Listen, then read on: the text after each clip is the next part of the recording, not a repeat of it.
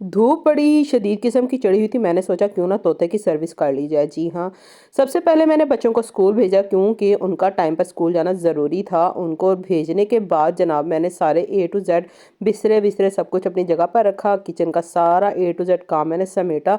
बर्तन बहुत ज़्यादा थे, सो मैंने सोचा कि इनको पहले धो लूँ। बर्तन धोने के बाद किचन तो हो गया साफ़। छत पर गई तो बहुत ही मज़ेदार किस्म के अमरूद मिले और वहाँ पर देखा कि यहाँ जनाब मुर्गा साहब तो बहुत ही मौजों में लगे हुए थे, बड़ी मस्तियाँ कर रहे थे। तो मैंने सोचा आपको भी इसकी मस्तियाँ दिखा दूँ। जिस को भी सील मुर्गे से प्यार है वो जल्दी से कमेंट करके मुझे बताए कि ये वाला मुर्गा अपने घर में कौन-कौन रखना पसंद करता है, क्योंकि ये बहुत ही प्यारी बांग भी देता है। तो चलिए मिलवाती हूँ आपको अपने मिट्ठू से, लेकिन इससे पहले मुझे जाना था स्कूल। स्कूल जैसे ही गई तो बच्चों का रिज़ल्ट था। बच्चों का रिज़ल्ट लेने के लिए मुझे अपने हस्बैंड के साथ जाना था और वहाँ पर मैं आपको दिखाती चलूँ कि जहाँ पर हमारा रिक्शा खड़ा होता है ना, यहाँ से सारे अमरूद वगैरह हम लोग तोड़ते हैं और ये मेरा मेका घर है। तो चलिए जी, अब मैं स्कूल गई, स्कूल से रिज़ल्ट लाई और जब मैं वापस आई तो मुझे ये वाला काम करना था जो कि मैं आपको करके दिखा रही हूँ। जी हाँ, मेरा जो पैरट है ना वो काफ़ी दिनों से बहुत ही ज़्यादा गंदा और बदबूदार हो गया था, तो मैंने सोचा कि क्यों ना इसको अच्छी तरह से नहलाया जाए, धुलाया जाए। तो आपने मुझे कमेंट करके ज़रूर बताना है कि क्या मुझे ऐसा करना चाहिए था या नहीं करना चाहिए था। लेकिन बहरहाल हम इसको हर कुछ अरसे बाद ऐसे ही नहलाते हैं ताकि इसकी जो है ना स्किन साफ़ सुथरी रहे और इससे बदबू ना आए। इसको नहलाने के बाद मैंने इसको अच्छी तरह से ड्रायर के साथ ड्रा किया ताकि ये बिल्कुल गीला ना रहे और अच्छी तरह से खुश्क हो जाए और इसको ठंड भी ना लगे। तो ये वाला तरीका अगर आप भी करते हैं अपने पैरट्स के साथ तो मुझे आपने ज़रूर बताना है। मैं तो इसको ऐसे ही नहलाती हूँ हर कुछ दिनों, हर कुछ अरसे बाद सॉरी। और इस तरह से ये साफ़ सुथरा भी रहता है, सेहतमंद भी रहता है और गंदगी से पाक रहता है। और आपको मैं अब इसका क्लोज़अप दिखाती हूँ। अगर आपने भी अपने घर में पैरट रखे हुए हैं तो उनकी केयर किया करें, क्योंकि अगर हम इन जानवरों की या परिंदों की केयर नहीं करते हैं तो ये बीमार पड़ जाते हैं।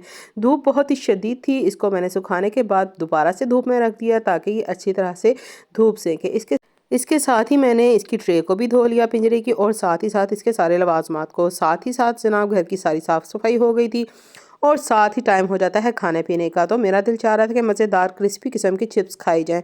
चिप्स खाने के साथ साथ दिखा दूँ आपको वो सालन जो मेरे वालिद साहब ने मुझे दिया था। वो शुगर के मरीज़ हैं, वो इसी तरह से सालन पकाना पसंद करते हैं बग़ैर ऑयल के, तो उन्होंने मुझे दिया कि तुम भी खा लो। मैंने कहा बिल्कुल जनाब, मैं खाऊँगी, क्यों नहीं खाऊँगी। मैंने उसको गर्म किया और गर्म करने के बाद ये सालन और भी मज़ेदार हो गया। मैं इंतज़ार कर रही थी कि कब रोटियाँ आएँ और मैं खाऊँ, लेकिन रोटियाँ आने का नाम ही नहीं ले रही थी क्योंकि गैस नहीं थी और मुझे रोटियाँ जो है ना बाज़ार से मंगवानी पड़ी। इतने में मैंने सोचा कि क्यों ना चिप्स खा लूँ। चिप्स बहुत ही मज़ेदार थी और मैं खूब इनको एंजॉय कर रही थी। लो जी जनाब, साथ में केचप और साथ में मायो ते रज रज के खायो। ऐसी चिप्स अगर आपने कभी नहीं खाई तो आपने ये चिप्स ज़रूर ट्राई करनी है, क्योंकि इनके ऊपर बेसन की कोटिंग की हुई है और साथ में दूसरे मसाला जात। अब जनाब रोटियाँ आ जाती हैं, लेकिन रोटियों का क्या फ़ायदा क्योंकि सालन तो हो गया था ठंडा। लेकिन इसके बावजूद मैंने जनाब रोटियां खाईं और साथ में बच्चों को भी खिलाईं। तो साथ ही साथ जनाब मेरा बेटा मुझे कह रहा था कि मुझे पैसे चाहिए, तो मैंने कहा लो भाई पैसे ले लो, कोई बात नहीं। अब जनाब मैंने रोटी शोटी खा ली, लेकिन मेरी बेटी जो है वो साथ में दाल और अंडा खा रही थी और साथ ही साथ हस्बैंड भी जो है उन्होंने दाल के साथ रोटी खा ली थी, क्योंकि मैंने सालन तो बनाया नहीं था। साथ ही साथ जनाब शाम हो जाती है तो शाम को मैं और मेरी बेटी हम दोनों जाते हैं वॉक पर। जी हाँ, वॉक करने के लिए हमने अपने एफएल सिटी को चुना, जहाँ हम लोग वॉक के लिए अक्सर जाते हैं। वॉक करना क्योंकि सेहत के लिए बहुत ही ज़रूरी है, सेहत फिट रहती है। तो कोशिश किया करें आप भी रोज़ाना की बेस पर कुछ ना कुछ वॉक ज़रूर किया करें। वॉक करते करते जनाब काफ़ी जो है ना टाइम हो चुका था, शाम हो चुकी थी और हमें घर भी वापस आना था।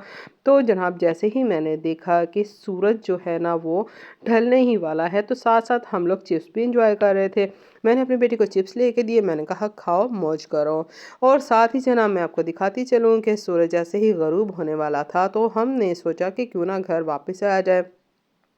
लेकिन इससे पहले हमने सोचा कि क्यों ना थोड़ी देर हम लोग बेंच पर बैठकर आराम से थोड़ा सा मौसम को एंजॉय करें, क्योंकि सर्दी जो है ना काफ़ी हद तक कम हो चुकी थी। अब यहाँ पर बैठ के हमने सूरज को देखा कि सूरज जैसे ही बिल्कुल नीचे आने वाला था तो हमने सोचा कि क्यों ना वापस जाया जाए।